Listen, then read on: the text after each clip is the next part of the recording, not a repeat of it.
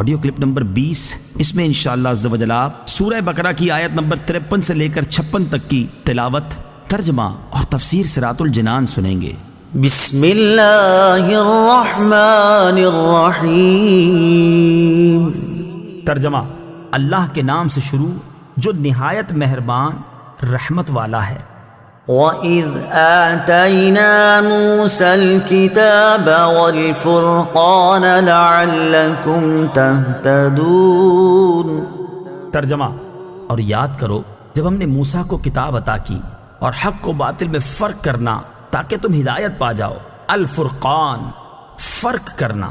تفسیر صراط الجنان میں ہے فرقان کے کئی معنی کیے گئے ہیں۔ نمبر 1، فرقان سے مراد بھی تورات ہی ہے۔ نمبر 2، کفر و ایمان میں فرق کرنے والے معجزات جیسے عصا اور ید بیضا وغیرہ۔ نمبر 3، حلال و حرام میں فرق کرنے والی شریعت مراد ہے۔ وَإِذْ قَالَ مُوسَى لِقَوْمِهِ يَا قَوْمِ إِنَّكُمْ ظَلَمْتُمْ أَنفُسَكُمْ بِاتِّخَاذِكُمُ الْعِجْلَ فَتُوبُوا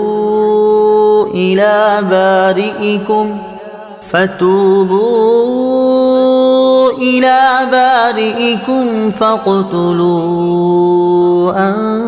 أَنفُسَكُمْ ذَلِكُمْ خَيْرٌ لَكُمْ عِندَ بَارِئِكُمْ فَتَابَ عَلَيْكُمْ إِنَّهُ هُوَ التَّوَّابُ الرَّحِيمُ۔ ترجمہ: اور یاد کرو جب موسیٰ نے اپنی قوم سے کہا، اے میری قوم، تم نے بچڑے کو معبود بنا کر اپنی جانوں پر ظلم کیا، لہٰذا اب اپنے پیدا کرنے والے کی بارگاہ میں توبہ کرو، یوں کہ تم اپنے لوگوں کو قتل کرو، یہ تمہارے پیدا کرنے والے کے نزدیک تمہارے لیے بہتر ہے، تو اس نے تمہاری توبہ قبول کی، بے شک وہی بہت توبہ قبول کرنے والا مہربان ہے۔ فَاقْتُلُوا أَنفُسَكُمْ، کہ تم اپنے لوگوں کو قتل کرو۔ تفسیر صراط الجنان میں ہے بنی اسرائیل کو بچڑا پوجنے کے گناہ سے یوں معافی ملی کہ حضرت موسیٰ علیہ السلام نے قوم سے فرمایا، تمہاری توبہ کی صورت یہ ہے کہ جنہوں نے بچڑے کی پوجا نہیں کی ہے وہ پوجا کرنے والوں کو قتل کریں اور مجرم راضی خوشی سکون کے ساتھ قتل ہو جائیں۔ وہ لوگ اس پر راضی ہو گئے اور صبح سے شام تک 70,000 قتل ہو گئے۔ تب حضرت موسیٰ اور حضرت ہارون علیہ السلام نے گر گڑاتے ہوئے بارگاہ حق میں ان کی معافی کی التجا کی۔ اس پر وحی آئی کہ جو قتل ہو چکے وہ شہید ہوئے اور باقی بخش دیے گئے، قاتل و مقتول سب جنتی ہیں۔ بنی اسرائیل پر اللہ تعالیٰ کا فضل۔ بچڑا بنا کر پوجنے میں بنی اسرائیل کے کئی جرم تھے۔ نمبر 1، مجسمہ سازی جو حرام ہے۔ نمبر 2، حضرت ہارون علیہ السلام کی نافرمانی۔ نمبر 3، بچڑے کی پوجا کر کے مشرک ہو جانا۔ یہ ظلم آل فرعون کے مظالم سے بھی زیادہ شدید ہیں، کیونکہ یہ افعال ان سے بعد ایمان سرزد ہوئے، اس وجہ سے وہ مستحق تو اس کے تھے کہ عذاب الہی انہیں مہلت نہ دے اور فی الفور ہلاک کر کے کفر پر ان کا خاتمہ کر دے، لیکن حضرت موسیٰ اور حضرت ہارون علیہ السلام کے طفیل انہیں توبہ کا موقع دیا گیا۔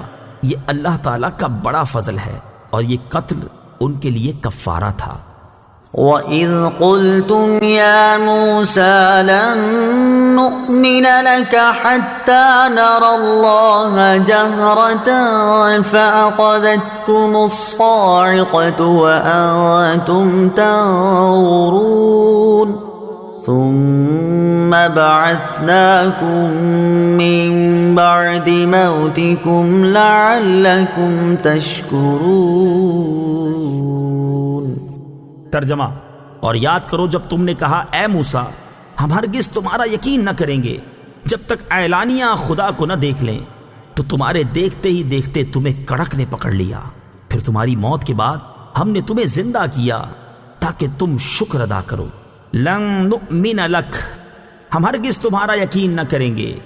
تفسیر صراط الجنان میں ہے جب بنی اسرائیل نے توبہ کی اور کفارے میں اپنی جانیں بھی دے دیں تو اللہ تعالیٰ نے حکم فرمایا کہ حضرت موسیٰ علیہ السلام انہیں اس گناہ کی معذرت پیش کرنے کے لیے حاضر کریں۔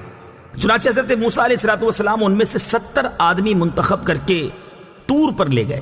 وہاں جا کر وہ کہنے لگے، اے موسیٰ علیہ السلام، ہم آپ کا یقین نہ کریں گے جب تک خدا کو علانیہ نہ دیکھ لیں، اس پر آسمان سے ایک ہولناک آواز آئی جس کی ہیبت سے وہ سب مر گئے۔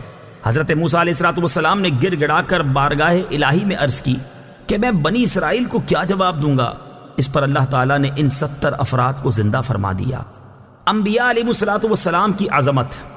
اس واقعے سے شان انبیاء علیہ السلام بھی ظاہر ہوئی کہ حضرت موسیٰ علیہ السلام سے ہم آپ کا یقین نہیں کریں گے کہنے کی شامت میں بنی اسرائیل ہلاک کیے گئے، اور اسی سے حضور پرنور صلی اللہ تعالی علیہ وسلم کے زمانے والوں کو آگاہ کیا جاتا ہے کہ انبیاء کرام علیہ السلام کی جناب میں ترک ادب غضب الہی کا باعث ہوتا ہے، لہٰذا اس سے ڈرتے رہیں۔